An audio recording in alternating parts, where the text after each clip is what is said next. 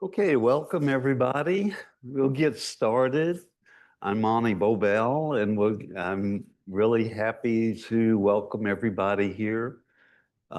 Usually I always start these presentations with the most important thing. So the most important thing is the restrooms are right out this door, and to your left, the women's, and then the men's is further down. Okay, so and thanks to Andy's got the QR code and the link. If you want handouts for today's session, there are copies of the slides available, that most of the slides that you can download and review at your leisure. There are some other documents that I'll refer to during the presentation this afternoon that I've made available in a folder that's in those handouts as well for you. Okay. Any questions about that? So for those of you that don't know, I've been involved in doing some kind of single session training practice for a number of years. I'm happy that Nancy McElern is here. I believe Nancy, Michael Hoyt and I were trying to remember, and Arnie, we were putting our heads together last night. Do you recall if you were at Eastside by the time that I had come and visited Arnie? And we had met at that time, right? Yeah. So we've been evolving this for a number of years. Huh? It was probably 1993 or 94, somewhere around there. And so since I visited Eastside, I've been involved in doing single session walk-in training and single session with or without an appointment training for a long time. And my colleague, Arnie Slive, and I have written 2 books about this. And the most recent one will be out in the fall, I hope. And there's in the folder, one of the handouts is a opportunity for you to pre-order it. Is something not working? And so that's all the commercial announcements today. But you can get a pretty good discount on it. Woo, what's this?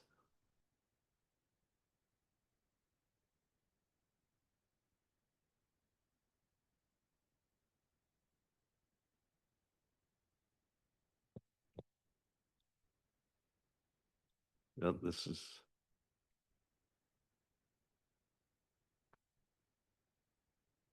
Can I just advance it with? Okay, there we go.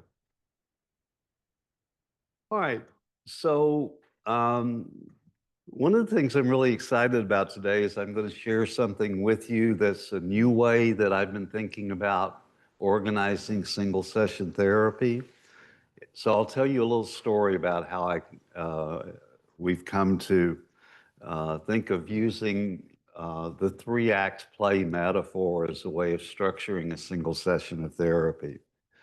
Now, I already mentioned Arnie Slive. Arnie and I, for many, many years, have prided ourselves on teaching and training and talking about single session therapy that was theoretically agnostic, that was atheoretical.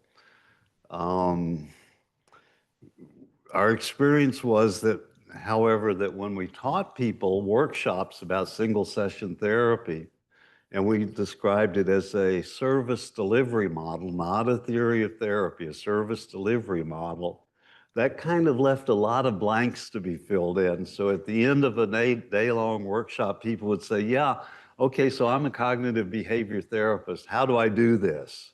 Or I'm a narrative therapist. How do I do that? And even though I have my own favorite theoretical box to practice single session therapy.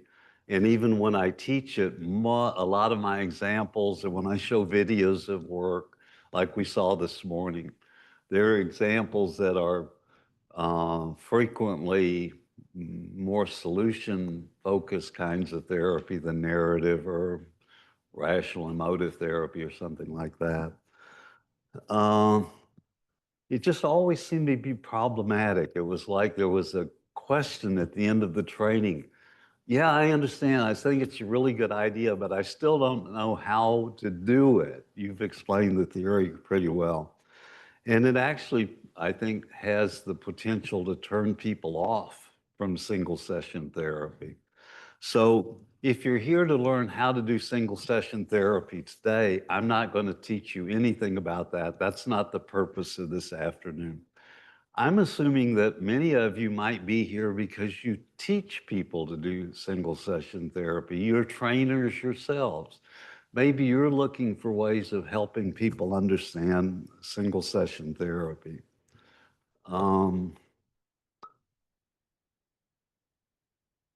So what Arnie and I attempted for many, many years is to offer a framework for thinking about managing single session therapy within one's own theoretical practice without actually addressing the particular practice. And I've started using this kind of metaphor that single session therapy was like a bottle.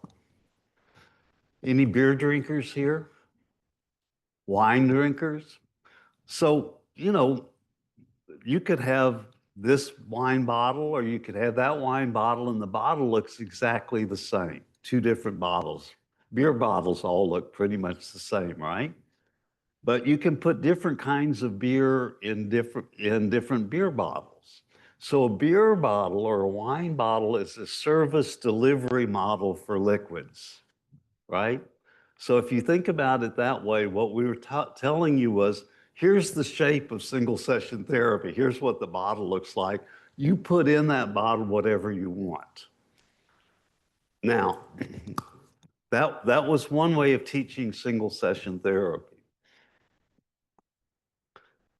And as I said, we frequently would have people ask us at the end of the therapy, at the training, how do we do our own way of doing single session therapy?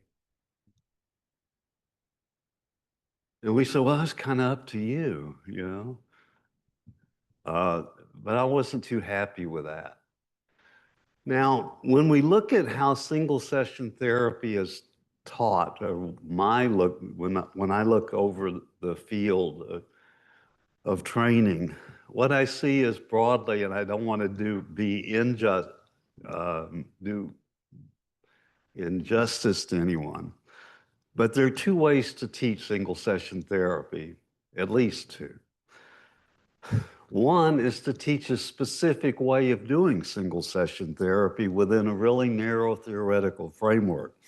So many people who have written about single session therapy or training have done it that way. And in Canada, for instance, there's a long tradition of narrative single session therapists, especially in the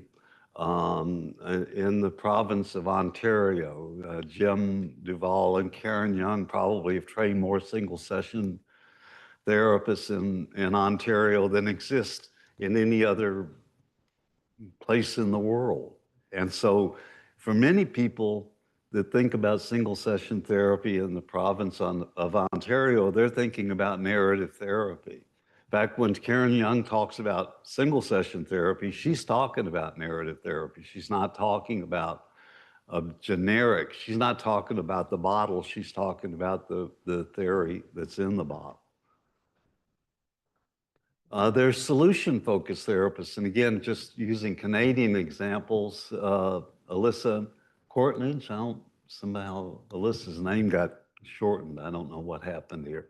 And Scott Cooper are two people that are very well known in the Ontario area for training people in solution-focused single session therapy. And whenever they're talking about single session therapy, they're really talking about narrative. And when they do training in single session therapy, they're doing narrative single session training. There's the cognitive behavior single session therapist. Some of you are quite familiar with Wendy Dryden. He's probably written 50 books on cognitive behavior single session therapy. So that's one approach, is that we're going to teach you how to do single session therapy within a really narrow framework.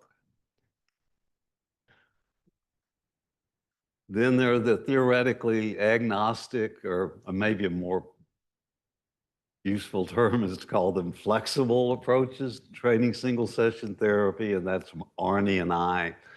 And Arnie and I have been associated with a group in Canada, Step Care Solutions, which is one of the co-sponsors of this conference. And just a small sidetrack, those of you in Canada, from Canada, probably are aware that at the beginning of the pandemic, the Canadian government gave out a huge grant to provide almost 24/7 free psychological services to anybody in Canada that had a telephone, basically, is how that was set up. Because the folks in Canada thought that the pandemic was going to increase mental illness, mental health problems, and they wanted to provide a way to provide people with services. And I was part of a project that trained up a number of psychotherapists to provide single session therapy. And the organization, the Step Care Group, developed an online training program, and they developed a whole machinery for delivering these services. And it was the atheoretical model. And so now we've taught people, we've shown them what the shape of the single session bottle is, and now they're sitting in their office or talking to kids on the telephone, and they still haven't figured out how do I modify this to work. Now, clearly there are advantages and disadvantages to these two approaches, and I still have a big soft spot in my heart for the atheoretical, but that doesn't make too much sense because we all have theories that we operate from. It's hard to be an atheoretical therapist.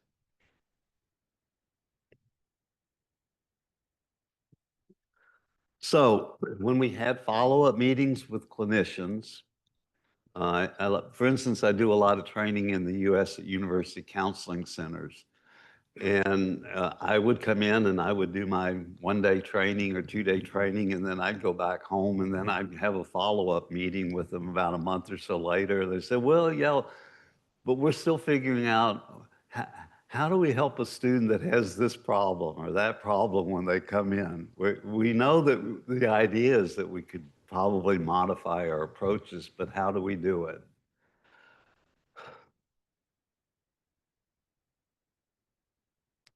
So I began to do some thinking that, all right, here's the problem. Whoops. We're teaching people this general idea about the shape of the bottle. And, well, quite frankly, let me tell you the personal problem for me is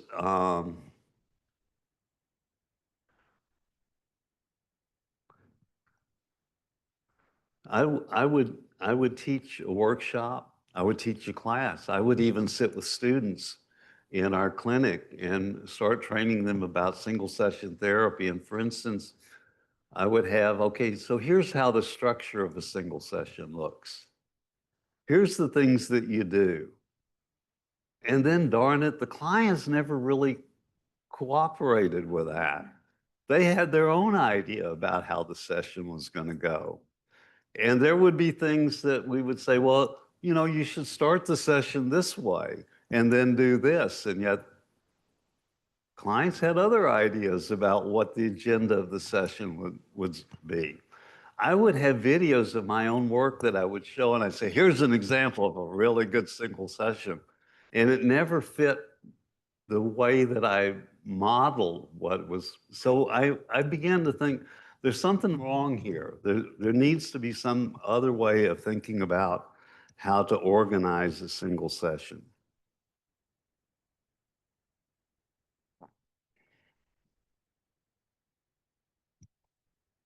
So a light bulb went off.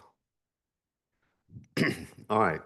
So let me just jump ahead here a couple of slides.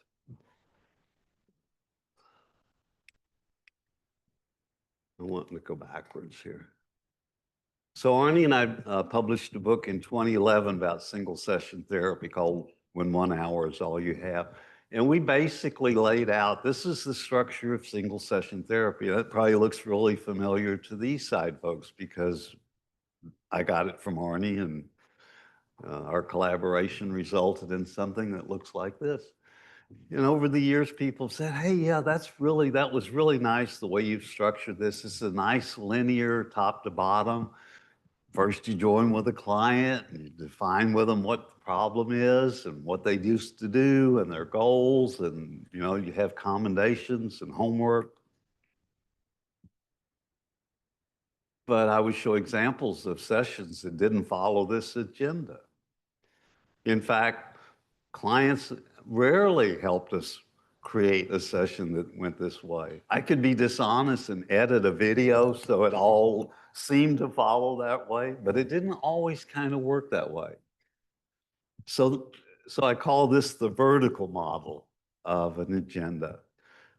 The step care folks, when we meant to do the work with them, they developed a different graphic that's basically the same thing, but it's still horizontal. It's very linear.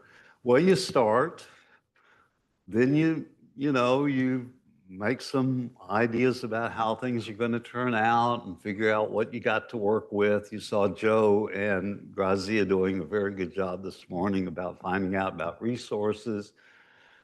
And then somehow, and here's the really big one, you help them figure out what to do. Yeah, how do you do that? What do you do there? And then there's the closing. There's some way of saying goodbye. So hello, the beginning, and the goodbye. Whoops, I can't, I have an electric car and I also have trouble remembering which button to push to go forward, go backwards, same kind of thing. So initially in 2011, we published this material with this vertical structure. 10 years later, we're at Step Care doing this horizontal approach. We had developed an online training program that people could go through in about 5 or 6 hours and teach themselves one at a time, single session work. But we just needed to think of something different to do.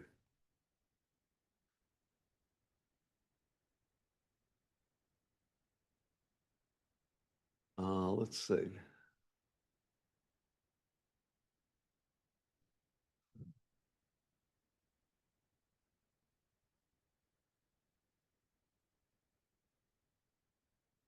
Okay, now. So in keeping with kind of the theatrical metaphor, we're going to be talking about Act 1 and Act 2 and Act 3, but there's always a prelude, right? There's always the orchestra's overture at the beginning of the opera and so forth. So here's a short prelude to where we're going with this. Some of you know Sam Porter and Tim Pitt's work. They recently published this survey they did where they contacted a number of single session therapists, experts, so-called experts around the world, to kind of see what was the common agreement about what the single session mindset was. Do people that do single session therapy think similarly, regardless of what shape, what they have in the bottle that they use? They all use a single session bottle, but are there some commonalities about what the ingredients are that go into the single session that's in that bottle, regardless of whether it's solution focused or narrative or cognitive behavior? And they came up with these 3 general ideas that single session therapists think about people in a similar sort of way. And that is that we think People are the experts in their own lives. They have the resources and capacities that they need to make the changes that are relevant. We have similar ideas about the way we think about therapy, and that is that it includes the belief that one session can be sufficient, and it highlights the importance of the therapist getting the client moving, actively fostering hope and expectancy. And additionally, and this is the one that really catches my eye, is this category stresses that every session should have a clear beginning, a middle, and an end. Here's an idea about how to think about structuring single session therapy.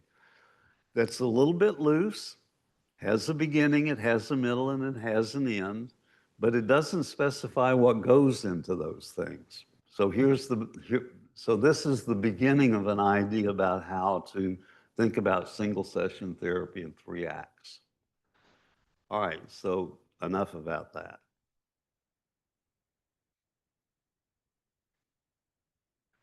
So here's another piece in the mix. So I'm kind of wanting to help walk you through what led me to being able to wanting to talk about these things. One of those ideas was when we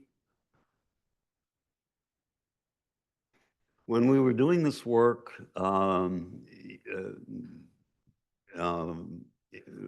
in Canada, one of the things that we wanted to do was after people had gone through this structured single session therapy training that we did, and that by that I mean in the province of New Brunswick, for example, people that were working in community mental health centers that were going to adopt single session therapy as a delivery model for their clinics.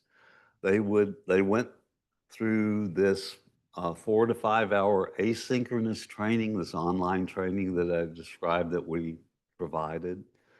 After that, then there would be an additional 12-hour training that was virtual. So, for instance, I might meet with a group of clinicians over a course of maybe 3 days for 4 hours and do some training, talk about the ingredients that went into the bottle a little bit more clearly, show some video examples. This was designed to train them.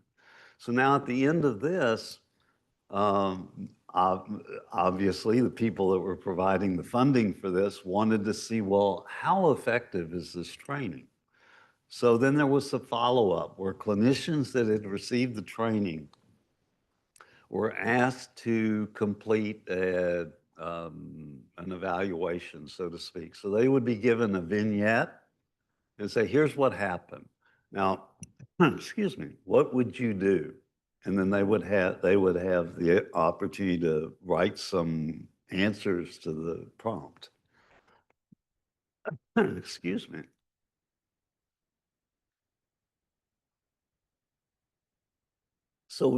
So the idea was we wanted to assess the stickiness. Did the clinicians continue to practice in the way we had told them they should be practicing?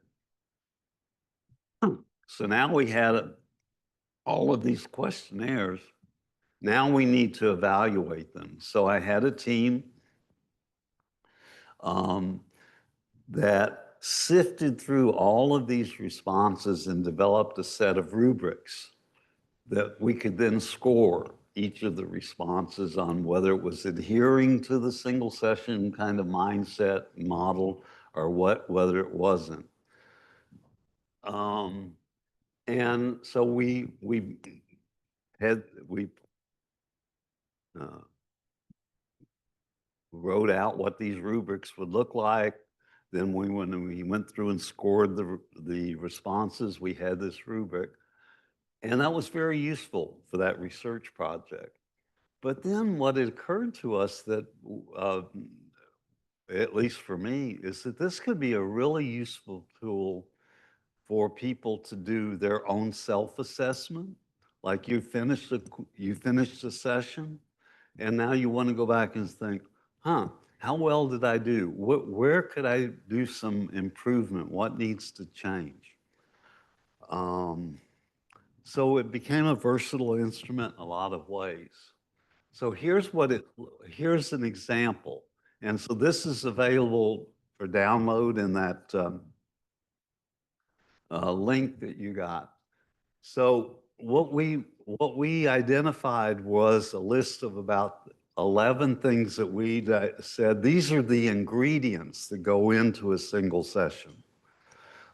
So we're not going to specify at this point when do the ingredients go into the session, but these seem to be the ingredients that more often than not were signals to us that this was something that we want to see in a single session. And it doesn't, and it's a bit atheoretical. So for instance, the ingredient is you should have a rapid and positive alliance at the beginning, and the joining should happen. And we have a definition about what that would be. It was clinicians should establish a collaborative therapeutic relationship with the client as soon as possible. We want to remove the obstacles to performing. So you saw Joe, and if you were here this morning, you saw Joe and Grazia very quickly eliminate, I'm not comfortable turning my camera on. Okay, well, how about we just go ahead and continue, and when you get comfortable, you can turn the camera on. So that's eliminating an obstacle. And so you can read for yourself that we have a definition for each of the ingredients. And then in this particular version of this form, we have some examples.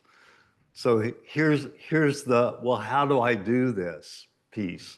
So how do you join with people? Well, you can ask them these kinds of questions. You can ask them about work and so forth. What you'll hear me say probably a few times this afternoon is that I think of joining as not it's kind of a waste of time getting to know you talk. It's the opportunity to do an assessment. People say, where do we do assessment in single session therapy? Joining is the assessment. Where do we find out about people's strengths and resources? In the joining. So when the therapists this morning were talking with Kay about the seahorses in the background, they were performing a resource assessment because Kay then began to describe, well, this is how we went about choosing this. So she told us something about her problem-solving strategy, about her collaboration skills and working with others. So even though that looked like joining, that was resource assessment. That was finding out things that she was an expert at. So this is just one example. And you'll see all of the others when you download it. So we have different forms of this. Sometimes it's just the listing of the ingredients and doesn't have all this other stuff. But here's how we've used this. Well, I'll talk more about how we use this later. I just want to get the idea out there for you.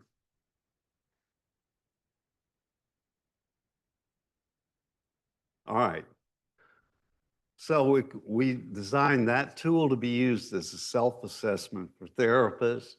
We started using it in my clinic, on my teams. Not all the teams do it there, but my teams did. We used it for real-time supervision and feedback. So in our setup that was described earlier, we have a group training model, and this is not the time for me to explain that in great detail. But the people that were observing therapists' work would use this form. And we would assign, like, Debbie, you're Joe's coach. So you're going to be watching Joe's session to see how well he conforms to these different ingredients. So it's a way of providing feedback.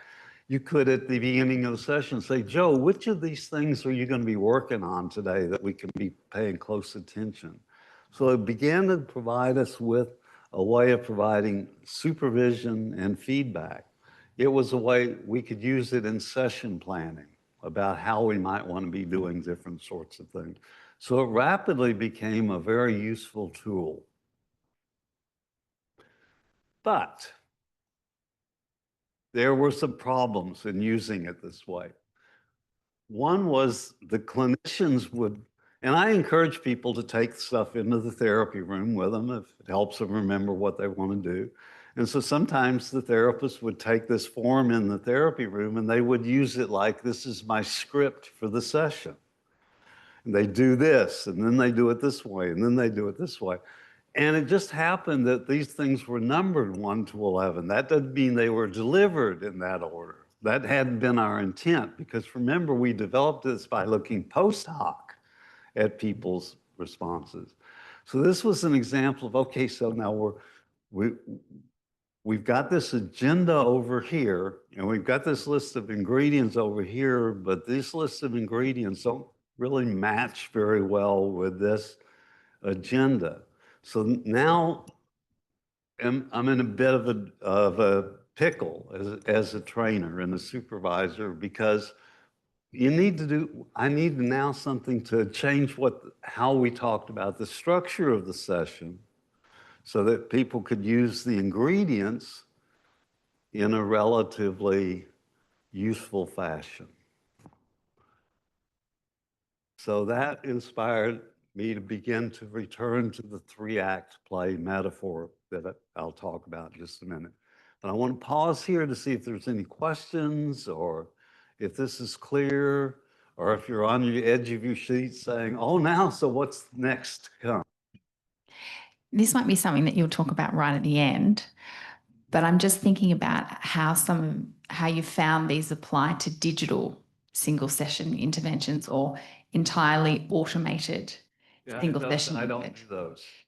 So yeah, at the end, I would love to hear your thoughts around that in particular, and how you might see it working for clinicians who might be working across both in their service delivery models. Yeah. I'll just have to admit that I'm completely ignorant about what you're referring to as the SSI kind of things. Yeah. I'm talking about stuff that involves the therapist. Yeah. So that's an entirely different thing. That's a computer programming question that I'm not prepared to answer. Sure, no worries. Thank you. Anything else? Yeah. Thank you.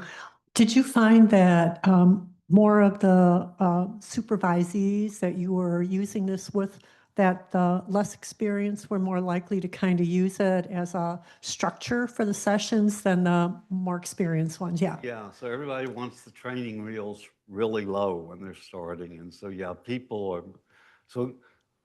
beginners are always looking for something. And I don't think that's a bad idea.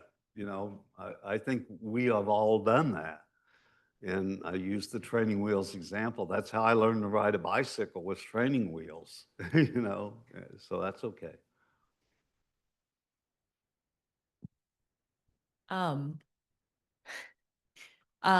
understand that. So I'm trying to solve a problem around which is like when we're negotiating complex relationships, and I'm thinking through the theoretical models or the value systems, the propositions that underlie what might go into a single session intervention session. But it sounds like with the flexible, it's, have you found that there are particular theories that are well suited for dealing with a single session relationship problem solving concern? You know what I mean? With like young kids who are in conflict with their parents, or couples who are negotiating different values that they bring to the table, fight about. It sounds like you're asking me a yes or no question, so I guess I'll say yes. Yeah, which theoretical values have you seen kind of come up when you're training people that you kind of lean towards? Values work is the only one that I've seen, but I feel like I'm missing something too. I don't know. She's looking at you, Nancy. You must have I the know. answer. Maybe my question is dumb, and I totally get it. And No, your question's not done. It's a very good question. No, it's not. One thing maybe to look at is if you could look at the whole list of ingredients to see if some of those don't address the values that you're thinking about. Another little question that I heard you asking was, are some theories of psychotherapy more amenable to fitting in the single session model? And yes, there are some that if I could quote my colleague Arnie Slive, he says, the only theory of psychotherapy that isn't appropriate for single session therapy is one that expects that nothing good can happen in one session. So as long as you have the expectation that something good can come out of a single session, whatever your theory. So there have been psychoanalytic single session therapists. There are narrative, there are interpersonal relationship, psychodynamic.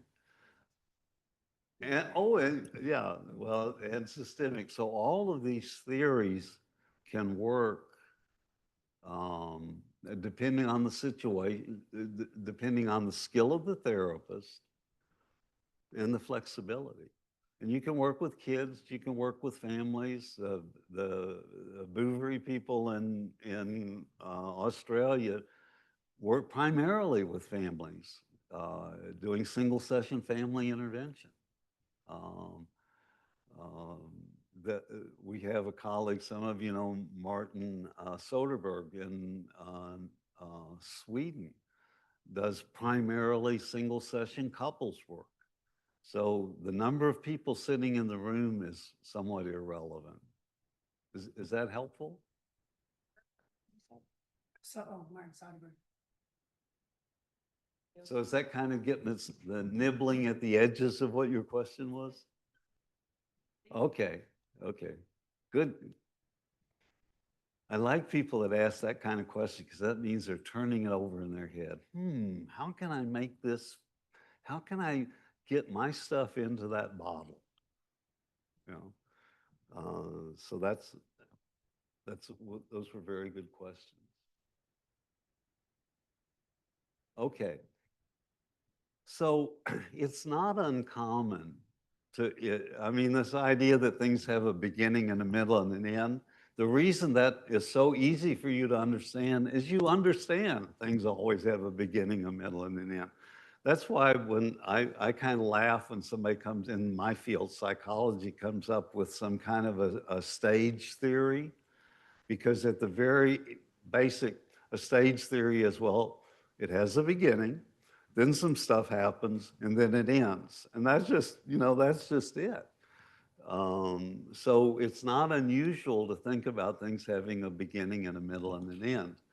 And a colleague that I worked with for a number of years, Brad Keeney, some of you that were in the family therapy field a few years ago may remember Brad's work.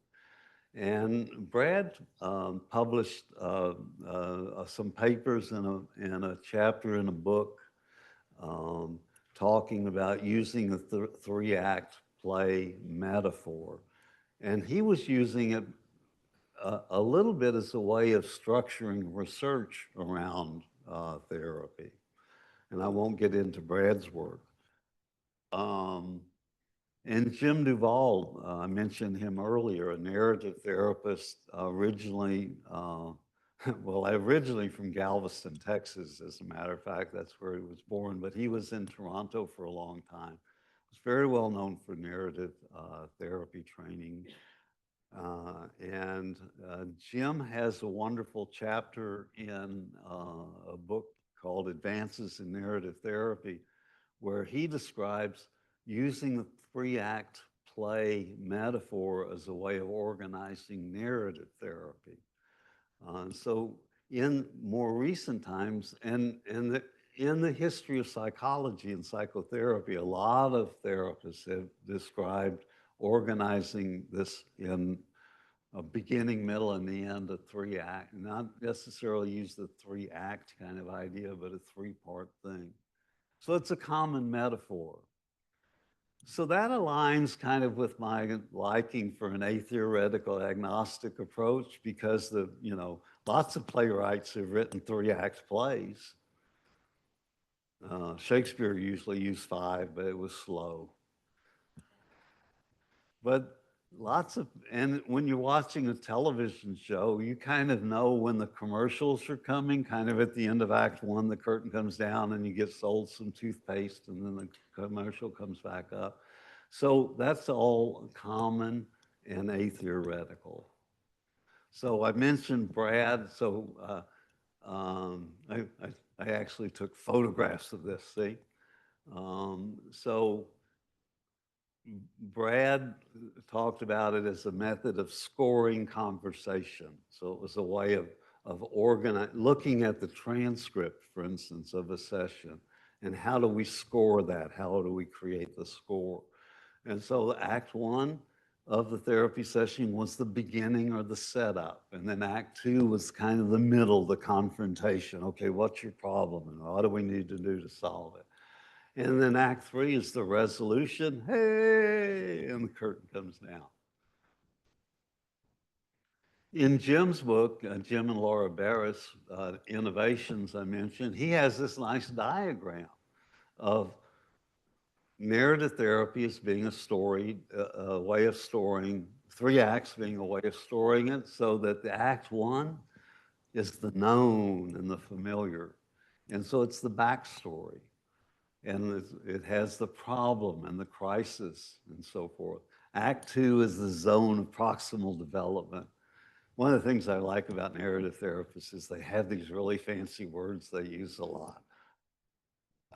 The zone of proximal development. That's where we talk about the significant events. The rich story development takes place in that stage. That's where the sparkling moments, even if it has sparkles, the sparkling moments occur. So in solution-focused therapists, this is where you're looking for the exceptions and the strengths and the resources and so forth. And then Act 3 is what's possible to know. So it's the reflecting, it's the summary session. So in a sense, again, I'm referring to the session you might have seen this morning. The first 2 acts are what happened before the reflecting team. So the way I think of in single session therapy, the point at which the therapists are saying, so we're just about done with today's session, but I'm be interested in knowing, what is it that you found helpful today? That's when the curtain is coming down in Act 2, is you're at that point in the session. And then there's the intermission, and everybody goes out to the lobby and gets popcorn and Cokes and so forth, while the actors are all sitting backstage kind of taking a breather during the intermission. That's what the reflecting team is all about. And then when the reflecting team comes back to the room, or you as the therapist come back to the present with the client, that's when the curtains come up on Act 3. So that's the way Jim described it there. So let's think now. We have 2 kind of separate but related ideas. We have a group of ingredients. These are the components. This is what goes into a single session. And how do we mix this all together? How do we assemble this? And how do we do it in a way that is still atheoretical and yet provides people with a way of saying, okay, in my world as a narrative therapist, or in my world as a cognitive behavior therapist, or a phenomenologist, or something, whatever your particular brand of therapy, how do I mix this together? So I think what you'll see when you look through all the ingredients, these are just normal, everyday kinds of things that you see in therapy. So Act 1 is the joining, the alliance building, the setting of the stages. So those are all the elements, the joining, the alliance building, setting the stage. Act 2 is the problem definition part of the session, where we set goals, where we even come up with a plan. So see, when I watched that session this morning and Kay said at, at the end when, after she had been asked what was important, she said, you know, I just need, when I get up in the morning, I need to remind myself about these things that you underscored that were my strengths. I'm brave and so forth. That's the plan. Isn't it nice if you've done the session well, the client comes up with their own plan at the end of the session. So the therapist didn't have to work. The client came up with that. And then Act 3, so in the Act 3, so remember, almost everybody that goes to therapy wants your opinion at the end, right? What do you think, Doc? I'm crazy, huh? So almost every one of you that does therapy, you have some way of giving the client some sort of assessment at the end. Now, hopefully you're not saying, well, as a matter of fact, I think you have borderline personality disorder. I'm kind of hoping we're more strength-based in this room than that. But you want to come up with something that, you know, you've spent an hour telling me all about you. I've spent an hour asking you all about you. Now I want to give you my impressions. And so we might call those the solution-focused people, and I call those the commendations. These are you know, these are the resources, these are the assets, these are the things that I've seen that you have to work with, okay? And then reinforcing the plan, you know, so what are you going to do to help you remember every morning to remind yourself about these things, you know? The client might say, well, I'll put a sticky up on my bathroom mirror that says, you're brave, you know, I'll have affirmations on my mirror. So you reinforce what that next step in their journey is going to be. And then I've got referrals there. Sometimes you might want to make a referral. There may be some other things that the client wants. This morning we said that we always want to make it clear that if more sessions are necessary, we'll talk about it at the end. So that's one part of Act 3 is, so what do you think? And they might say, do you think I need to come back? And I might say, well, what do you think? How would you know when you need to come back? How much time are you going to need to practice what we've been talking about to see if it works and you need to come back? So all of that is in the closing. So now you're seeing, to some extent, some ingredients naturally would occur at the end, right? You wouldn't start making referrals in the middle of the session. It might occur to you in the middle of the session, oh, you know what? I might want to suggest to them that they go to a psychoeducational group. But you don't want to spill that now because by the end of the session, that might not be such a good idea. So some stuff makes more sense at the end. Excuse me.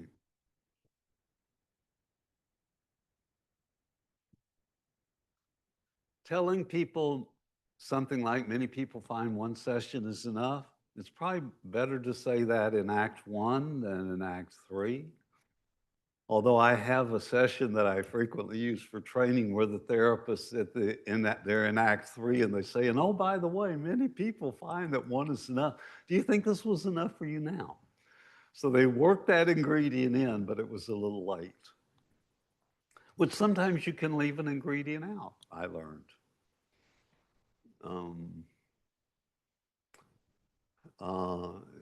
Providing people with the parameters, I call them the parameters of the organization, like explaining the limits of confidentiality, for instance, or explaining that we don't take certain insurance or whatever, those kinds of things. Those typically make more sense in Act 1 than elsewhere. So I'm just saying, logically, some things occur at different places, but the exact order may be different. whoops, keep going into reverse. I have that trouble in the parking garage often.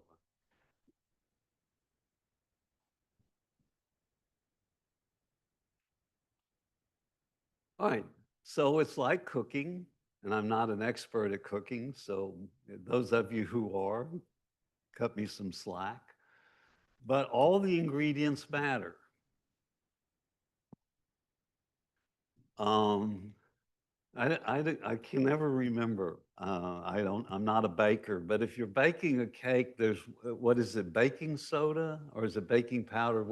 One of those that goes into a cake, which is it? Oh, huh?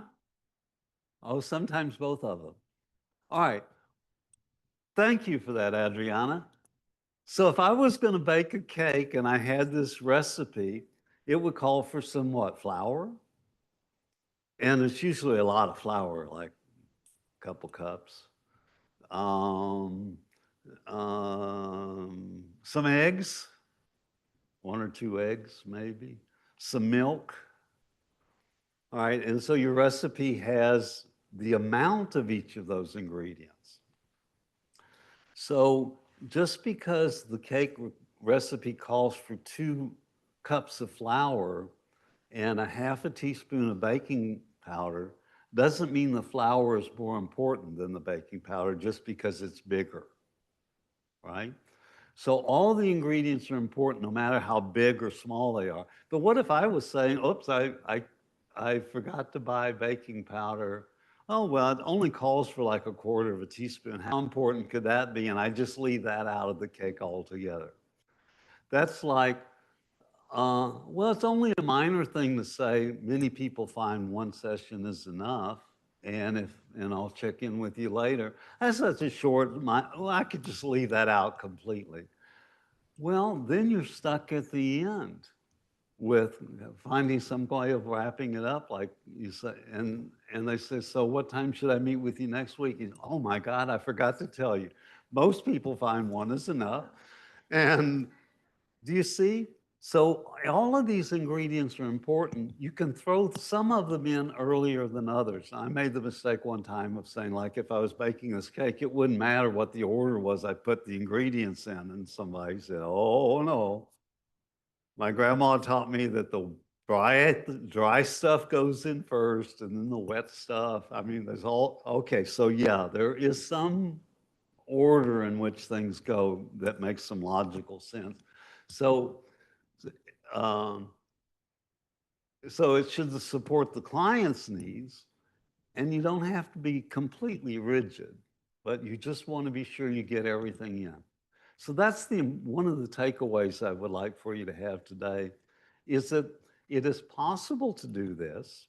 There are some ingredients that we think that we're finding are important, and they're not any of them more important than others. They're all equally important. All right, so here's a nice little schematic. Act 1, I've got OAT up there. That's for some of you, you know, that's another code word for single session therapy. The discussion this morning, the single sessions seems a bad idea because people think it's only 1 session. Do some work in Mexico, and we've had trouble figuring out how to translate it because terapia de sesión única means 1 session, right? And solo, that's the other word we sometimes use in Spanish, is terapia de sesión sola, 1 session. So, but we have the same problem with English, the single session. So 1 at a time, una a la vez, is another way we've been talking about it, is 1 session at a time.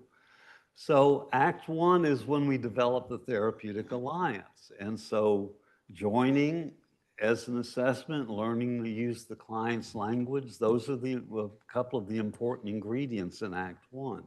Setting the stage. Okay, so we have about an hour.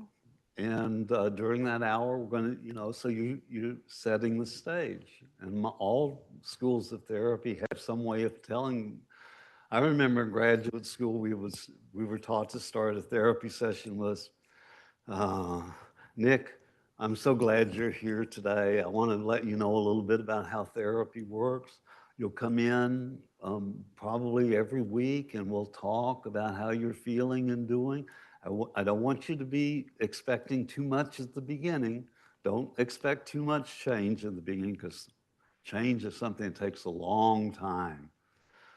Yeah, that's not the way we introduce single session therapy. So that's part of organizing the session, is letting a person know we're going to have about an hour. We're going to talk.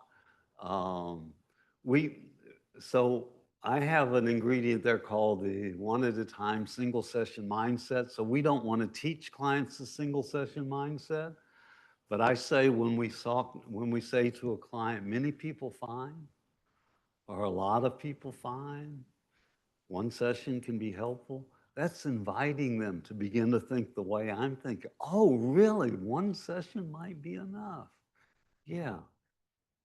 And I like this idea of mutual hard work. So you and I, we're gonna, and the whole team, when we have a team, we're all gonna be working really hard today so that at the end, when you walk away, something will be better in your life. So we're wanting to recruit people into the single session mindset and the idea that I'm not just gonna sit here passively and listen to you ramble. You're not gonna ask me for advice and I'm gonna give you skills and teach you something. We're gonna do something interactive today. We're gonna work together. We're going to build hope and expectancy in the beginning of the session.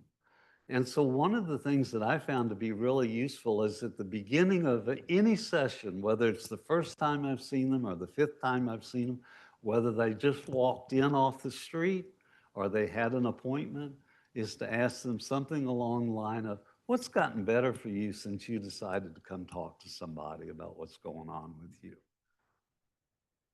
And if you've never done that, that's your homework assignment. When you get back to your practice next week, the very next client you see, ask them, if it's somebody that's coming back for an appointment, what's gotten better for you since you were here last time? And don't ask them, did anything get better? Has anything gotten better? Hope and expectancy. What's gotten better for you since you were here last time? What's gotten better for you since you decided to come? And invariably, somebody will say, well, you know, I decided this morning that I needed to do something and I called you guys to find out if I could walk in. And I felt like a burden had been lifted from my shoulders just knowing I would be able to talk to somebody.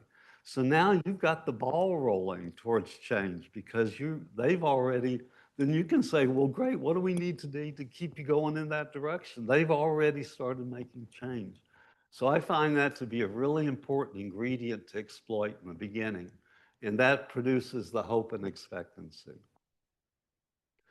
So if when we work really hard today, as a result of our working really hard today, something is better for you when you leave here, what's it going to be?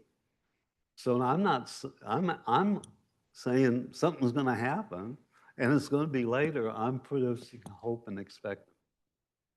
And I hardly ever use the word if. I always use something that's presuppositional. Not if things get better for you as a result of this, but when things get better for you today.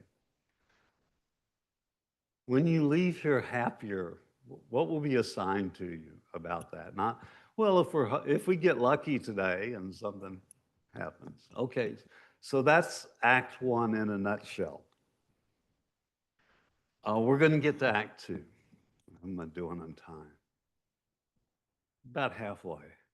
Do we need a stretch? If anybody needs to get up and stretch. Yeah, take care of yourselves, because this could be boring. All right, so we'll revisit Act 2 and Act 3 when they come up. So we're back to, this is what you would see as an ingredient in Act 1. So when I talked about, just to emphasize, if you didn't know that this was a strength-based approach, This has become our favorite cartoon. It was in the 2018 book. This is the commendations phase. So basically what we're telling, this is Act 3, but this is illustrating that what we're up to is looking for people's strengths. All right, so Act 1 is joining as an assessment. It's setting the stage, all of that. We've already talked about that. So we use joining as an assessment because it enables us to ask people about their jobs. So what do you do for a living? I'm a carpenter. Wow. So what do you build? You know, and how do you go about that? And if you, oh, you build houses. How do you know where to start? And people will tell you, this is how you start. So when you're asking that question, you're asking them about something they're an expert at. And everybody likes to talk about what they know. They're an expert. So it helps build an alliance because you're talking with them about things that they're experts at. But they're also telling you how they go about solving problems, because a carpenter looking at a blueprint and having to build a house has to figure out how to get from here to there. So they already have an idea about how to do planning and problem solving. So you don't need to teach them, we're going to teach you problem solving skills, or we're going to teach you coping skills. They already know those things. They just know them in a different way. So what do you guys like to do on the weekend? Oh gosh, you go bowling, or you play golf, or you go to church.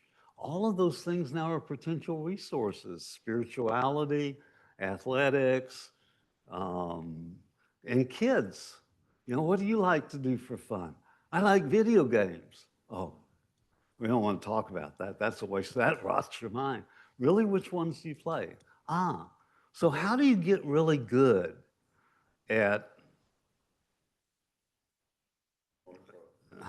Minecraft, that's a good one. How do you get really good at Minecraft? See, I was going to say Grand Theft Auto, but I. How do you get good? What do you have to do to get good at Minecraft? And that kid starts telling you, well, you have to do this, and you have to know how to do that, and you have to do that. Really? And how did you learn that? Who did you learn that from? And if you were going to teach me, what would I need to know? You're interviewing them about what they're an expert in. You're joining with them, and you're finding out what they already know about making changes and accomplishing things that are difficult. And you might think, oh God, I'm wasting a lot of time. I got to get to the problem solving. You're there, you know, because you're finding out about all of these things. Where'd you go to school? Oh, I went to, I don't know, University of Houston. Oh, what'd you study there? Psychology. Oh, what interests you about that? Oh, people are crazy, man, you know. Okay, so those things are really important. Education, jobs, pastimes, spirituality, family. What part of town do you in San Antonio? If I say what part of town do you live in, that tells me a lot of things. And I'm sure if you, whatever town you live in, when you know what part of town somebody lives in, that tells you something. And then I say, how long have you lived there? All my life. Oh, that tells me even more. So you got family here? Yeah.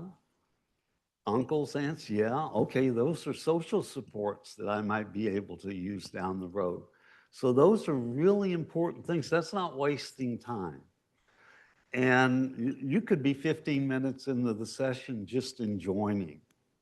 And you're thinking, oh my God, but you know, Bobel says I have to be out of here in 50 minutes, and I'm already 15 minutes in the session. I don't even know why they're here yet. All right. So setting the stage. So we talk about how the session is organized. Those of you that ask that, don't call it single session therapy with clients. They don't care. They won't care if you call it cognitive behavior therapy either. They don't care if you're doing narrative therapy. They don't care about what brand. Sometimes they come to you saying, my doctor said I needed cognitive behavior therapy. Can you give me that? Maybe. Let's find out if you need it. Okay? Let's use this session to see if cognitive behavior therapy would be helpful for you. What were you hoping would be different in your life if you got help with cognitive behavior therapy? Now you know what they're there for. Oh, okay. And what have you already tried that's led you to be thinking cognitive? Do you see how you can just avoid naming what you're doing? If they say, so I just use the many people find one is enough. People often find one is enough. In our clinic, uh, the days that I was working in the clinic on Wednesday, it was always walk-in Wednesday. And so we would just say, so this is our walk-in service. People come without an appointment like you did. Many people find that one walk-in session is enough. Talk with you at the end. At the end, if you want to come back, walk in again, you can do that. So we talk about what it looks like instead of what it is. I I really think that all of those big words that you learned in graduate school to pass qualifying exams and stuff have served their purpose. People aren't interested in having therapy. They're interested in change. People aren't interested in learning coping skills. People are learning about how to make their lives better. So try to just use their language. And how do you know what their language is? You should know the answer to that by now. Huh? You've talked to them. Yeah, you've joined with them. So if I know somebody has a master's degree in English, I'm going to assume they've got a pretty big vocabulary. So I will feel free to use a big vocabulary if I want to. But if they're a high school graduate and they make a living getting their hands dirty instead of keeping them clean like I do, then they're probably not interested in polysyllabic discourse. Okay? So I'm going to try to use, and if they're a kid, if you're talking to a 7 or 8-year-old kid, you don't want to use any of those words like you're a counselor and what do you hope to get out of therapy, Billy? Really? What are you hoping is going to get better talking with me today? I lived in a part of Texas that was called, it's West Texas, and people in West Texas are a little different than the rest of the state.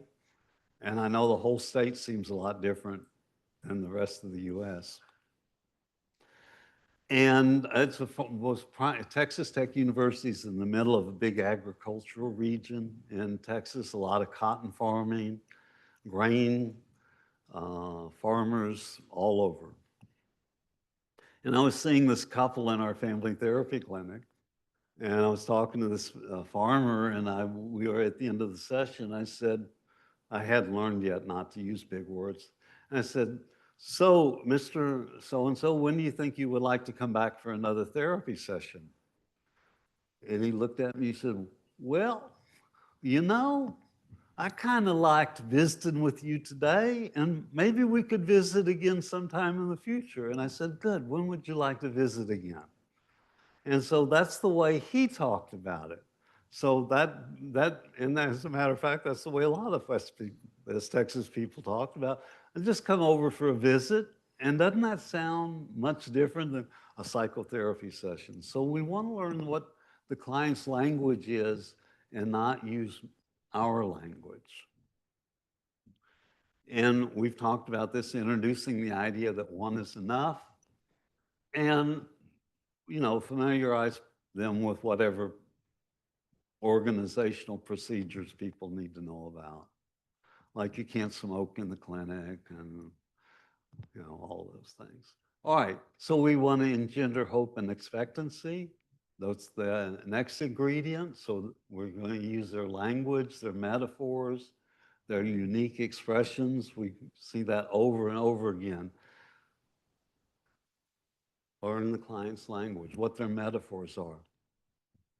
When I'm talking to people that work in college counseling centers, I'll ask a question.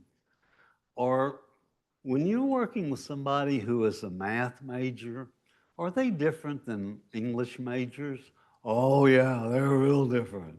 And what about athletes? Are they different than, oh yeah, what's different? And what people understand immediately, even though it's gross oversimplifications, math students think differently than English students do, right? English students are all about metaphors and allegories and all of that. Math students are adding things up and reaching a solution. Engineering students think about building things and assembling. So you want to use those kinds of metaphors with somebody. I have this wonderful case with that I saw in Mexico a number of years ago. And it was a young woman who was an architecture student at UNAM, which is like the big national university. It's the largest university in Latin America, actually. She was an architecture student and she couldn't finish her thesis. And we had a really nice single session, but during the break, my consultation break, I don't speak much Spanish. And fortunately, this session was in English. But fortunately, my team were all Mexicans.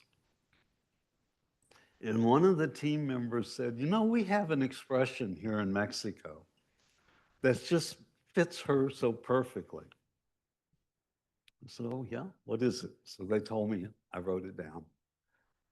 And so when I went back to do the commendations, I said, so Connie, and I'm all of these different things. And I said, one of the people back there told me that you have an expression in Spanish that suits you to a T. And she said, what? And I said, ella está el arquitecta de su propia vida. You're the architect of your own life. And she just smiled because not only did that metaphor fit her professionally, but culturally. And so those are the kinds of things that can really make an impression is using metaphors that make sense. And you want to shift the client's attention towards more hopeful and positive ways of being. For example, I don't want to be depressed anymore. Well, tell me about your depression. What triggers depression in you? How do you do depression? No. What would you like to be doing instead of being depressed? That's really what you want the answer to, right? That's the goal question. If you weren't depressed, what would you be doing instead? If you weren't late to class all the time, what would you be doing instead? If you finally got your dissertation done, what would you be able to do instead of procrastinating?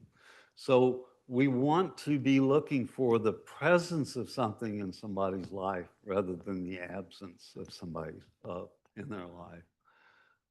And we talked about the pre-session change already.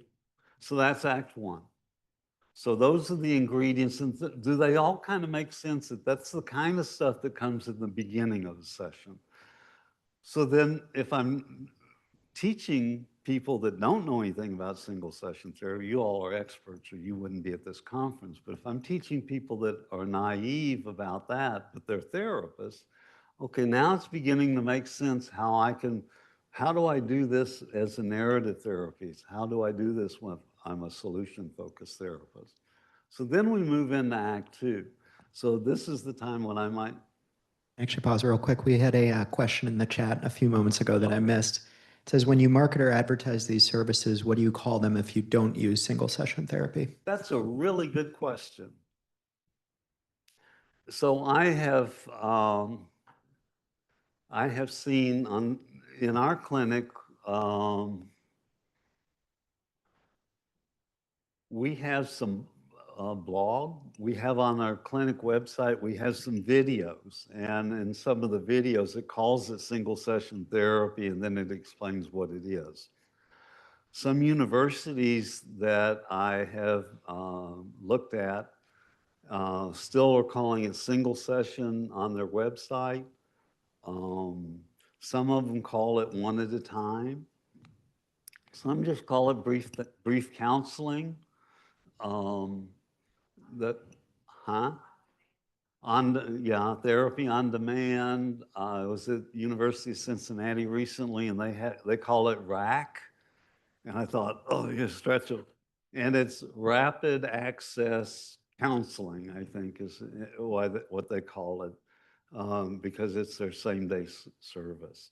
So it doesn't matter what you call it, but and I like the one at a time as a client-facing way of describing it. You can come in for one consultation at a time. I like the Arnie's comment this morning that people are more willing to try something out. See, coming for one session is different than signing up for a subscription to therapy, right?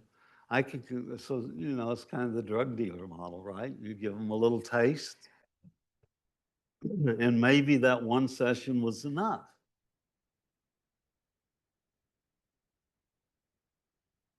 Yeah,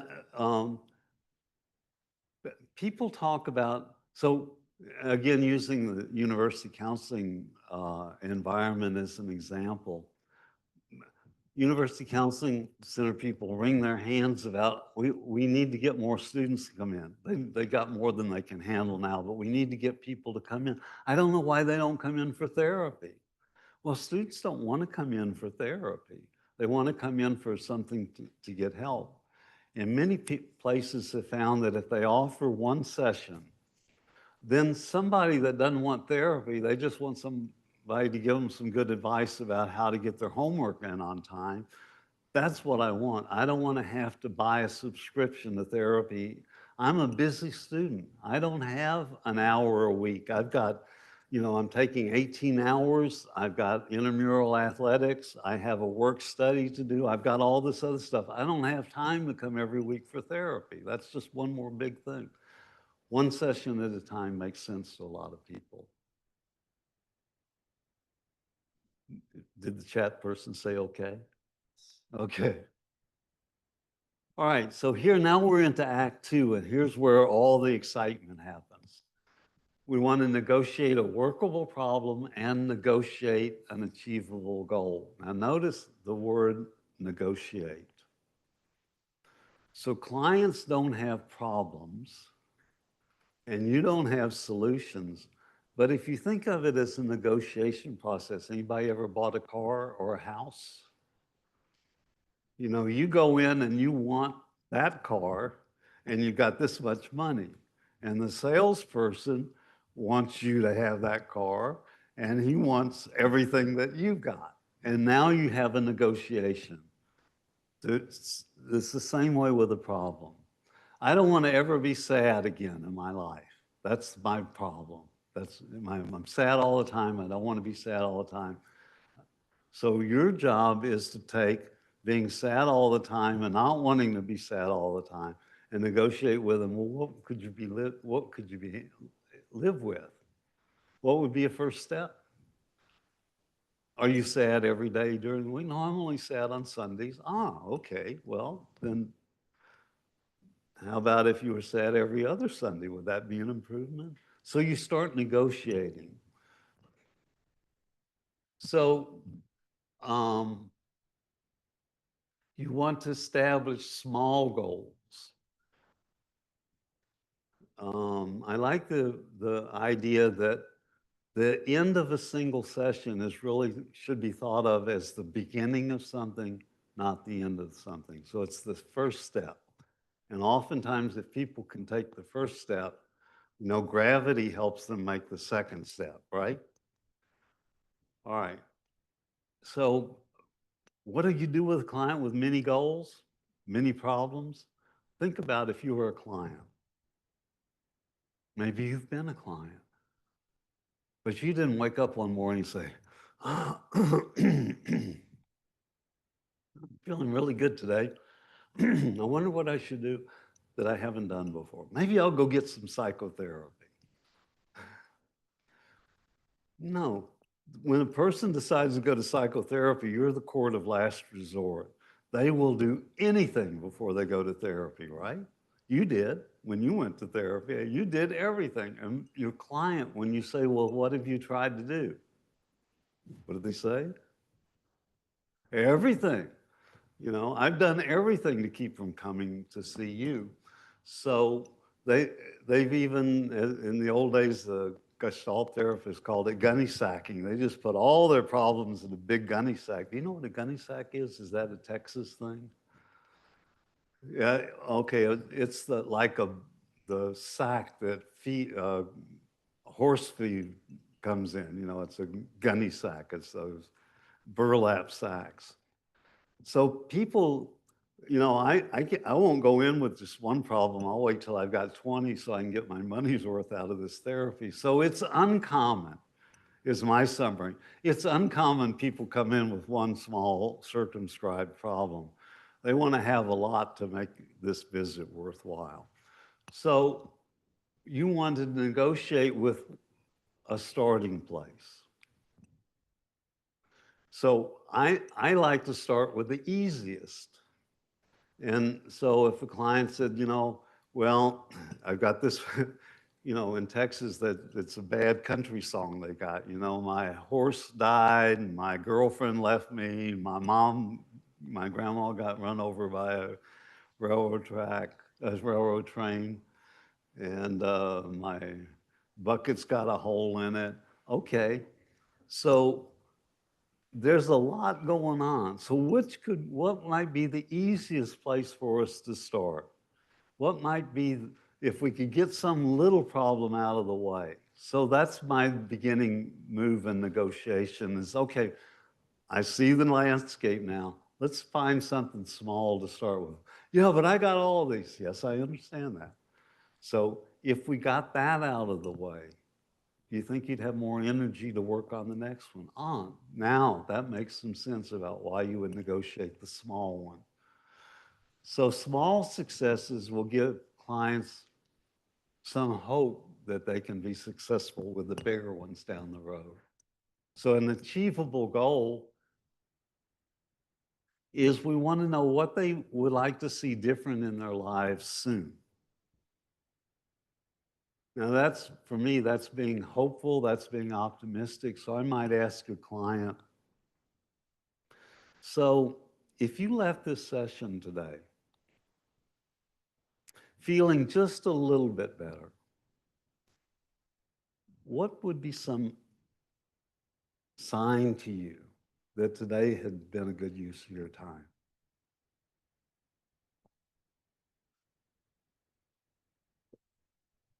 And you might say, well, my, my kids would be more appreciative. And I say, oh my God. Yeah, maybe 2 years from now.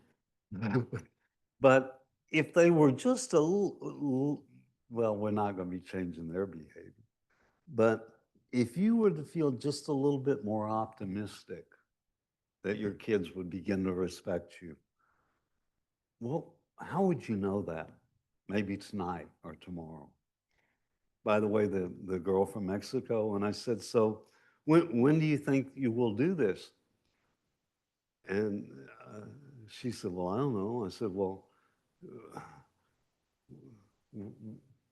what about today? Today?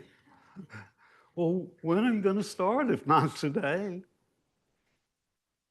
Okay, so we want to know what they're hoping will be changed soon.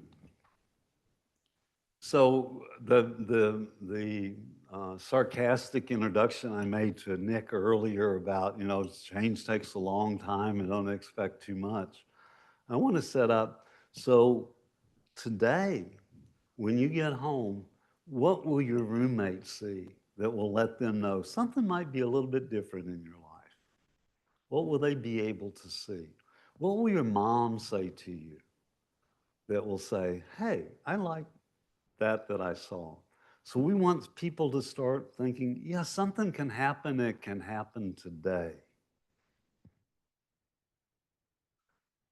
And an actionable goal. So what will you do at the end of this session?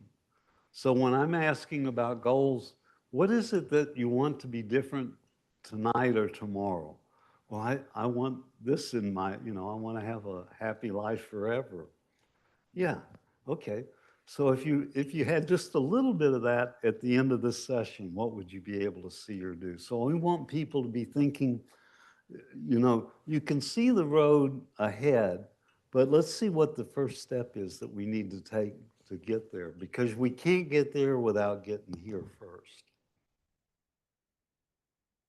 And we want to think small.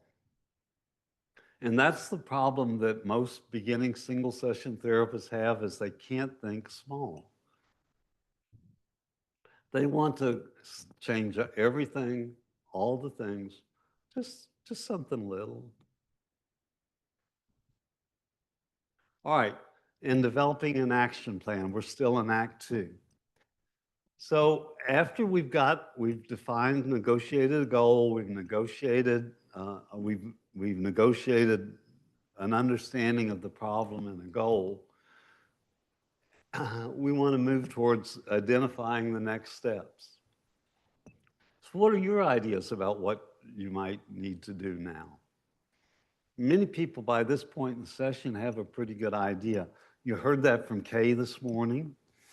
I have another case that's so wonderful. Right toward the end of the Act 2, the therapist said, so what's been helpful for you about today's session? She said, well, you asked me, and they literally asked her 4 times up to that point in the session, if things were to be a little bit better for you as a result of this, what would that be? So they asked her that about 4 times.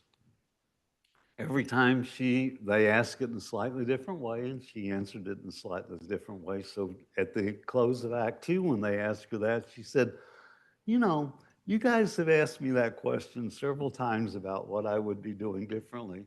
And I think, it's as simple as, if I just make my to-do list, if I put pen to paper about the things that I need to do, then I can begin checking them off. And the therapist, without a beat, said, that sounds great. What would be the first item at the top of the list? And she said, I think I'd fold the clothes. Great. And then what? And so then they took the break. And basically the session was over then, because the client had a plan. There wasn't much we could do about that. Came back, did the commendations, and said, so you got this plan? She said, yeah, and I'm really excited, and so forth. So she knew what needed to happen. And by that point in the therapy session, as you've done a skillful job, you've led the client to that place where they know what needs to be next. Sometimes the way you get at that is by asking what they've done in the past to solve the problem. So when you've come up against tough things in the past, so Johnny, when you've been really struggling with getting to the next level in Minecraft, what did you have to do? Well, I had to sit back and think about, oh, okay. Anything about that would work? Oh, yeah, I see what you're talking about. So sometimes, because you've done that really good job of figuring out what their resources and skill building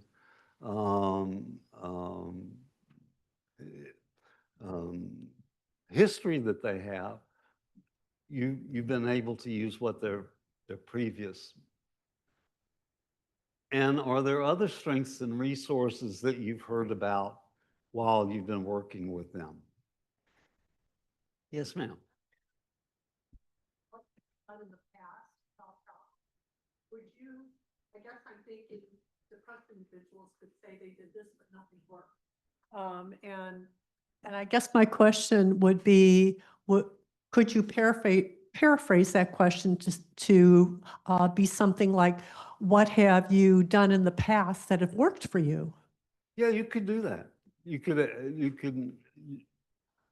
Or, yeah, that's a really good one. What's worked for you in the past when you felt this way? What have you tried in the past that's helped, even if it's only been a little bit? Okay. So what's gotten better for you in the last week, even if it's just a little bit? Yeah. What have you already tried and you know won't work? Because I don't want to be a fool and recommend to you these things that won't work.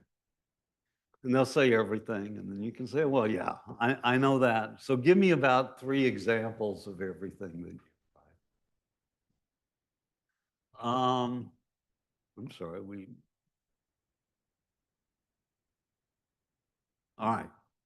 So then, if you're working, so we talked this morning about having a team is a real luxury, and not a lot of people have. So I have some suggestions that I think are in the single session bottle that will work for whatever your theoretical orientation is. Some therapists might just say, so we're kind of getting toward the end of the time that we have to talk today. I have some things that I want to share with you before we leave. Are you interested in hearing these things? So the same kind of introduction that Joe and Grazia made to Kay is we have some things to share with you. Are you interested in hearing this? And almost nobody says, no, I'm not interested. But it's in the spirit of the collaboration that we're not going to do anything without your permission. And then then you've said, okay, now we're transitioning into a new phase of the session. You know, we only have a few minutes left before we end today. This is also a way of trying to help people that don't have any idea and they just think we're just going to continue to talk. And so I wanted to share with you some impressions that I had. Sounds like you're really good at this and really good at that. And I was really impressed with this about you.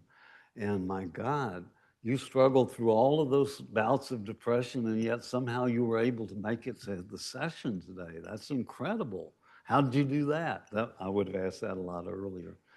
But I would provide that kind of feedback and say, so what do you think about that? Okay. So at the beginning, remember I said that many people find one might be enough. We've worked really hard today. How do you think we did? And the client might say, hey, we got it. We nailed it. I never thought I could do this much in one session. Great. Terrific. You know how to find us. If you ever need to come back. See, one of the things in the place where I work that always I find amusing is that clients have found the phone number, they've called our clinic, they've made an appointment, and they've come in. Or they've looked up the address and it has walk-in times available and they found their way to come in. So at the end of the session, I don't understand why a therapist would say, so let me take you out to the front desk so that you can make another appointment. Well, they can make another appointment because they've already made the first one, right? They don't need your help in making another one. So I might simply say, well, it sounds like you got what you wanted. You know where to find us if we could ever be of any help to you in the future. And then what I started insisting my students do is escort them past the front desk, because we have done over the years, our receptionist has gotten really good at being sure nobody left without having another appointment. And I think some supervisors want to be sure that the client doesn't leave without an appointment, because, see, we work with students, and you all were students, and you had to collect a certain number of hours. So students want to get those hours. And so some supervisors feel committed to being sure that, so even if a client doesn't want to come back, they stop, and this kind lady says, so do you need an appointment for next week? And clients are very polite. They say, well, of course. They would never say no, not to Kayla. She's such a nice person. And they make an appointment, and then they don't show up. because the odds that anybody will show up for a second appointment are 50-50. So half the time they will. So anyway, that's a whole other discussion. But anyway, the point is that you don't need to offer them another appointment. If they say, well, I think coming back would be a good idea. Okay, how would you know when you needed to come back? How did you know you needed to come today? And we talked earlier, I think today, about what would you need to do. So this is Act 3. We do the commendations. Question from the online folks. What is the typical duration of a session? Is it different depending on the person? No, it's different depending upon the agency that you work in. So in our clinic, we try to have start to finish within an hour. Would you say that's, so that's maybe a 50-minute session, and that includes in the break that we've been talking about. So it might be a 30 minutes with the client, 10 minutes for the discussion, and then maybe 5 or 10 minutes for Act 3, and then they're out the door in 10 minutes to write notes or something. Some places work an hour and a half. Some places work 2. Some places work 30 minutes. Some places do 15 minutes. So we have a whole 15 minutes today. Many people find 15 minutes is enough to get them moving in the direction they want to go. So what do we need to do? So the time is something that is in Act 1 where you're setting the structure, but different agencies can set that up differently. I think at the Bovary, do they do hour and a half family single sessions? Yeah. Yeah. Yeah, so there's this idea that the more people in the room, the longer the session needs to be. I've been comfortable doing 1 hour single session family therapy for a long time. Some places do 2. I have many colleagues in Mexico that told me, oh no, we have to do an hour and a half. And I said, why? Well, because we speak Spanish. And And it takes more words in Spanish than it takes in English. No. Well, that's the other. Well, it takes us a long time to explain things, right? So my friends like at Campos Elíseos, por ejemplo, have hour and a half sessions because people talk more. I know some narrative therapists that say, well, it takes an hour and a half for people to tell their story. So whatever time works for you. I don't like using kind of a balloon idea that we just have an empty balloon and we just stop when it bursts. I think it's good for you to have some limits. Otherwise, you don't know when to end. Yes, ma'am. So just a quick question. Do you set that time limit then at the beginning? So they're walking into your office and you're like, oh, we've got an hour today. Yeah. So, Yeah, that's part of my Act 1 is, so we have about an hour today. okay. And maybe about 30, 40 minutes into the session, I'm going to take a break and consult with my team, and then I'll come back and we'll wrap up and we'll be done in about an hour. All of, okay. Yeah. So I think that's part of structuring an Act 1 is letting a person know how much time that you have. Yes, sir.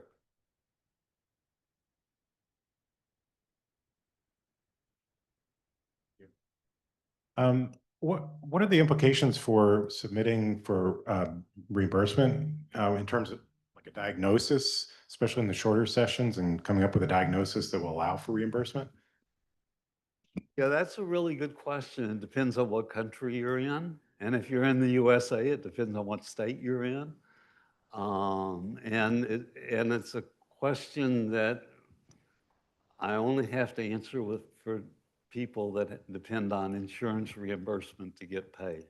So there's a number of issues there. One is some people believe that you can't provide a service unless you have a diagnosis that you can attach to a CPT code at the end.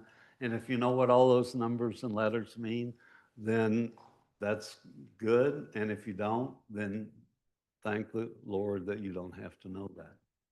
So some people, that's why they have to come in for screening, of intake appointment, is so you can waste their time giving them all of these tests so that you have a diagnosis. And then at the end, you have to come up with a number to get reimbursed. How do you handle that? Well, I don't provide direct service, but we work with a lot of providers in the state. I'm from Connecticut. Oh, So, and we work with community mental health providers all over the state, serving children and families, and they are dependent on Medicaid and private insurance reimbursement. So I'm trying to think about, like, how do we bring this there and make it work for them, because they can't do it without that. Adriana has the answer. An answer.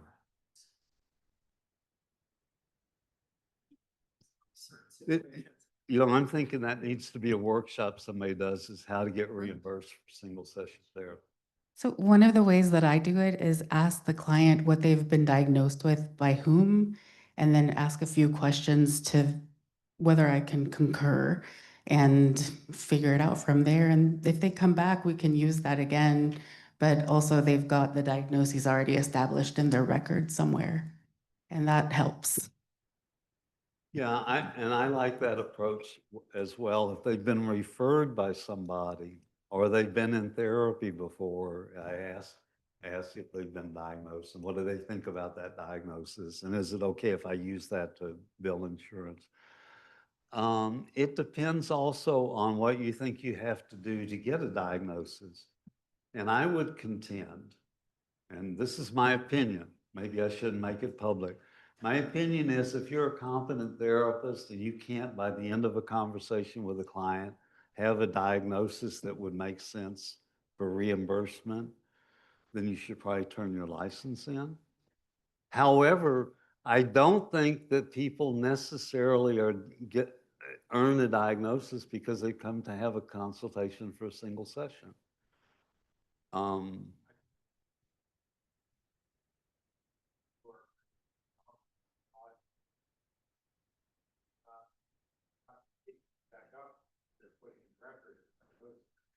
Okay, yeah. So if at the end of so you don't have to have the diagnosis till the end of the session anyway. And so if at the end of the session you haven't been able to come up with the information you think you would need to confidently assign a diagnosis without having done a diagnostic interview. See, that's a different interview. But you understand what I'm saying.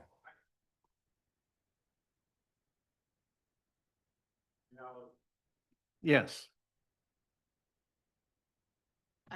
Yes. This is, yes. and my expertise is in healthcare system design and how you implement these really effective and innovative treatment or therapy approaches in healthcare systems, which are structured all around a clear diagnosis from the beginning, and you only get paid. And similarly in Australia, the doctor will say you need CBT.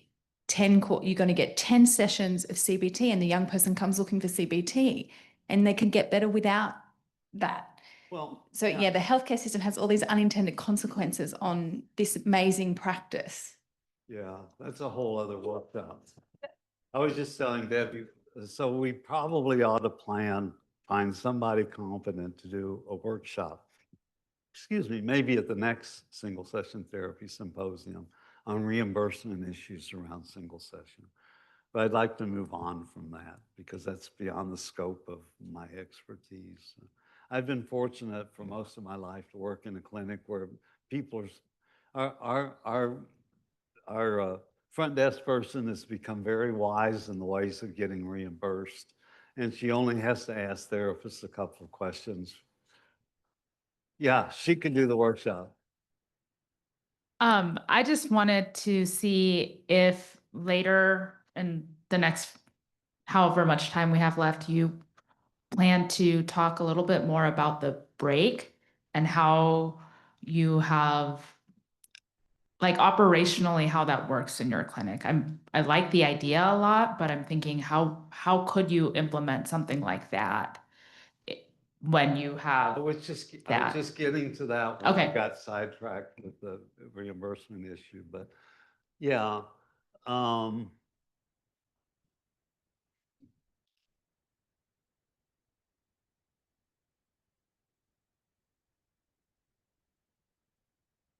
um, so you can close Act Two by uh, taking a little mini break without leaving the room.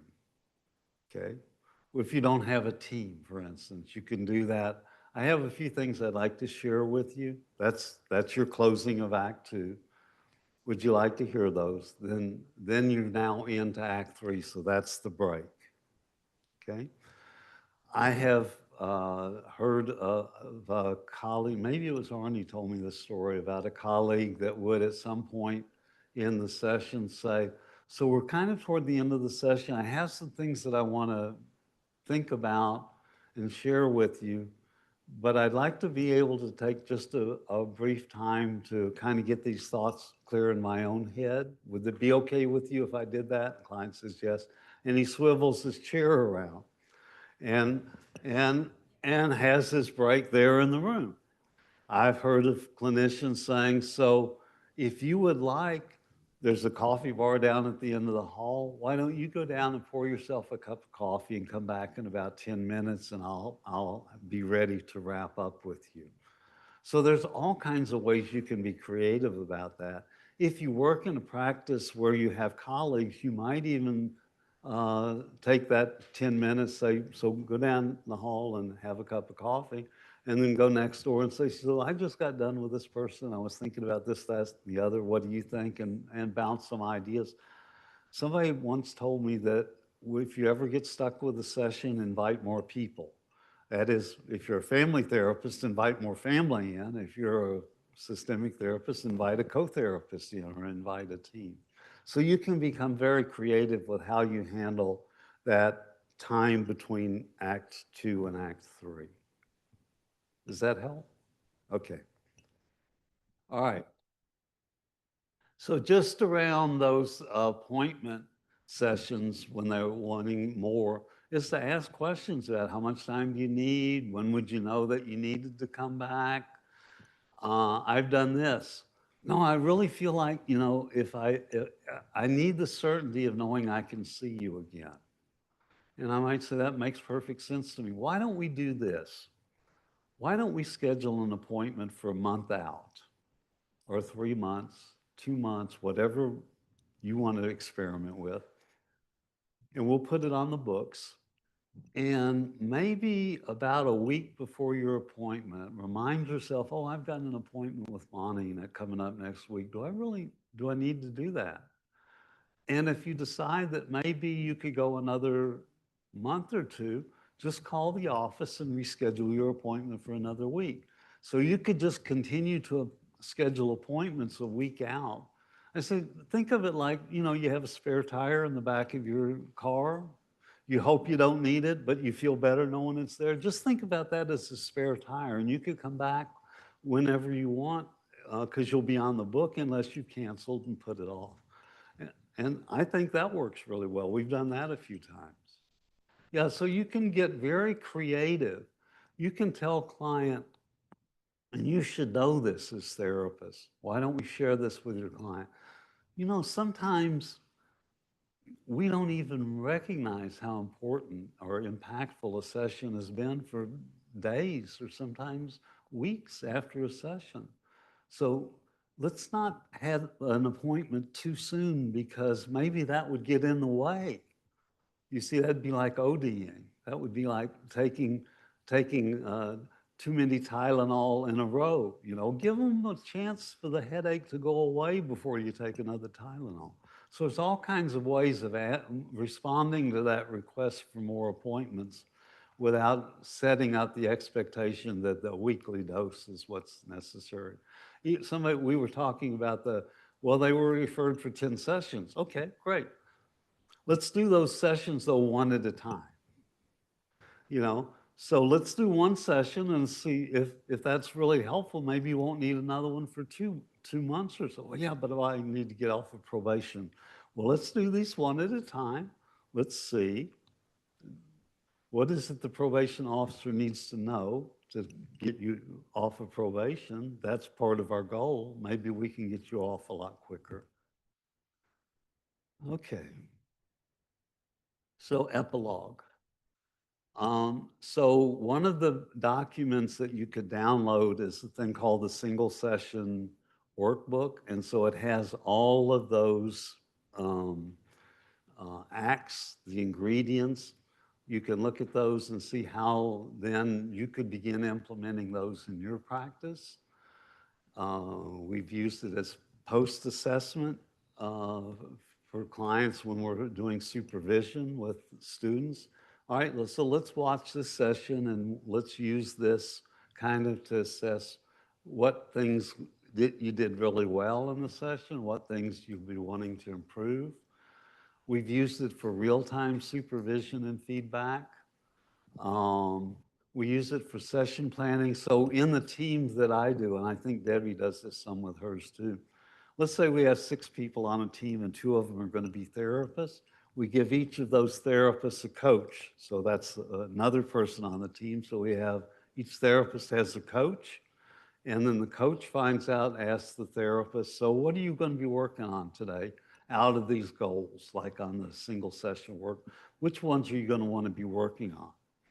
And so then the coaches are looking for that during the session and able to provide the therapist with feedback at the end of the session on that. So that's how we use it in planning and for feedback at the end of the session.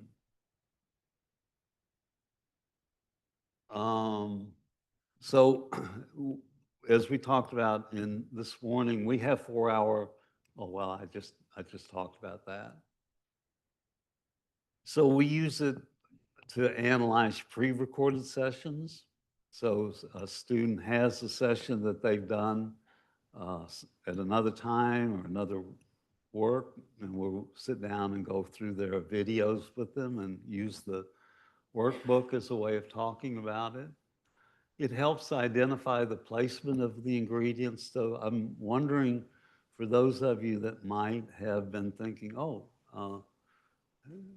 how does that make sense that the ingredients don't have to go in a particular order, but they roughly have to go into the acts? Does that make sense? Does that sound like a reasonable? Okay. So we've used it to have reflective learning and peer discussion.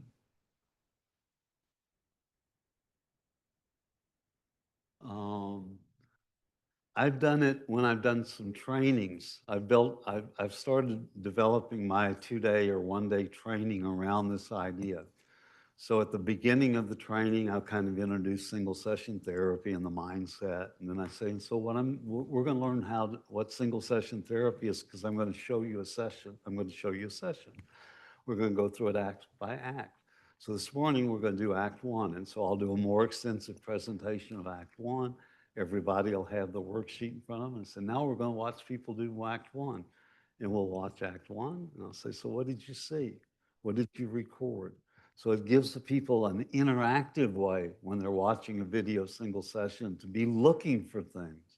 So it helps structure that. And then when we're done with that, then, okay, now we're going to see Act 2, but we're going to talk about what you're going to see. Then we see it. Then what did you see the therapist do? So we might even have breakout sessions at the end of each act. So people go to different rooms in small groups. So what did you see Alyssa and Olivia doing to build hope and expectancy with the client? What things might you have done differently to do the same thing with that client? So it gives us a way then to begin talking about this in training, and I do that at the end of every act. So gives us a very nice structured way to talk about single session and training. And that's this piece here. Oh, and so at the end of Act 2, if I'm showing the video like of Connie in Mexico City, then I'll stop it and I'll say, okay, so you're my team now. I'm coming back after Act 1 and Act 2. What did you see that you admired about Connie? What strengths and resources did you see that Connie had? What kind of ideas do you have about what the next steps will be? So now you have now this client is your client, and you're brainstorming what's going to be, how Act 3 is going to close. And then we'll show what actually happened, which sometimes is not nearly as good as what would have happened had we had you guys for a team. But it's I found it to be very effective as a training tool. So then we anticipate what the therapist will do in closing. All right, so we're almost out of time. Impeccable timing, right? So it seems to be a universally intuitive structure, a beginning, a middle, and an end. We all know single session has that, but now how can we be a little bit more precise about what happens in those acts? I think it promotes some flexible reflective practice because it gives you a structure, but then you can think about and pace yourself and let you always know, you have a roadmap through the session. And it has some very useful supervisory training and self-monitoring kinds of benefits to it. So I think this is how it adds to our single session practice.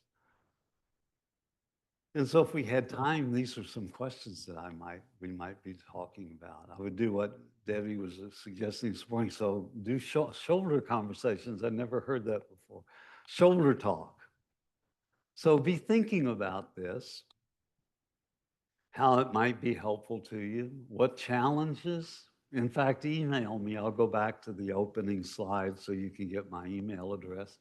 If you have questions or challenges or you have some ideas you want.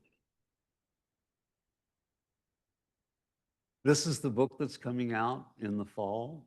And there's a flyer in that folder. You can order it, pre-order it, and they get a 20% discount. And you can find it on Amazon now if you want to find one. So let me back up. Let's see, did I screw something up here, Andrew?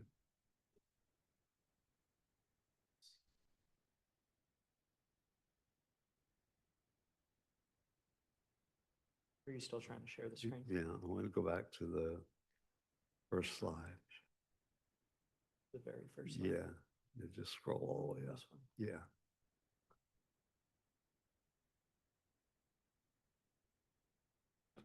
Okay, so if you have questions, you want more materials, anything that I can do to be helpful to you, you can email me at monty@singlesessionssolutions.com. I'll leave, how long will that Google Drive link be good for? Forever. So share it with your friends and your enemies. Any last minute questions?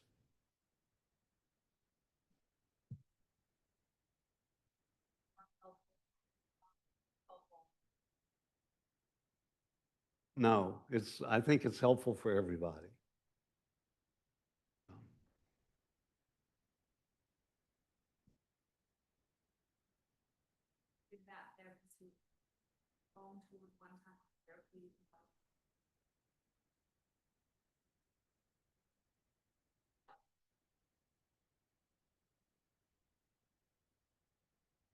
Yeah.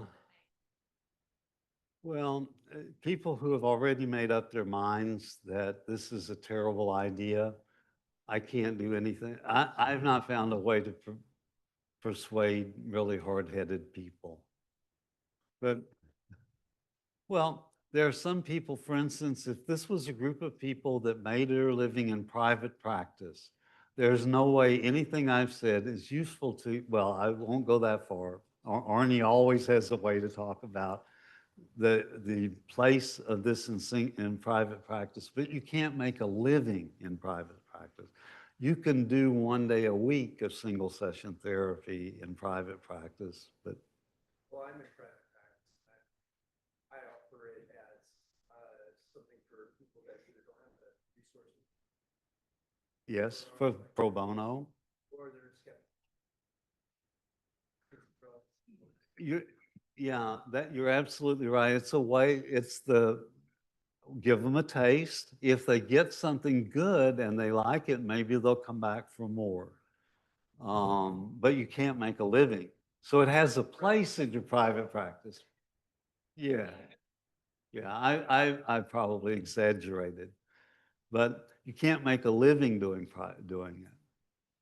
All right, we have to leave, because They have the URL or the code there where you can get your CEUs. Oh, So if you yeah. fill that out and you're interested in getting continuing education units, just go ahead and use the QR code. Yeah, I want to be sensitive to some of you want to go to another workshop. I won't be insulted if you want to leave. I just want to thank you for being such a great group. I hope there's been some little things that have been helpful to you today. And I will certainly stick around and respond to more questions if you want to stay, because we don't have to leave this room right away. Okay. So thank you very much.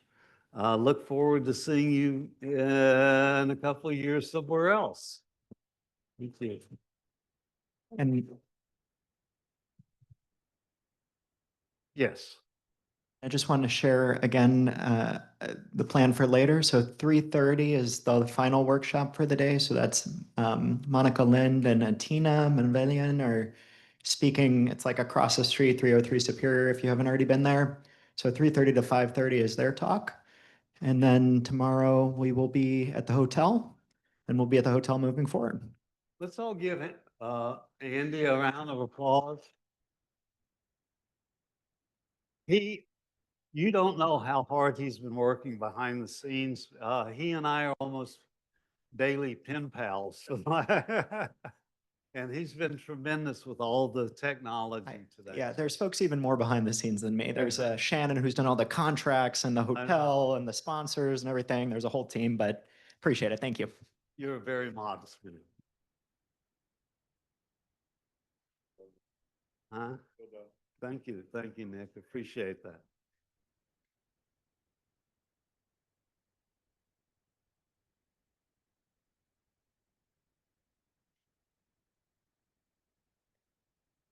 Without a hitch.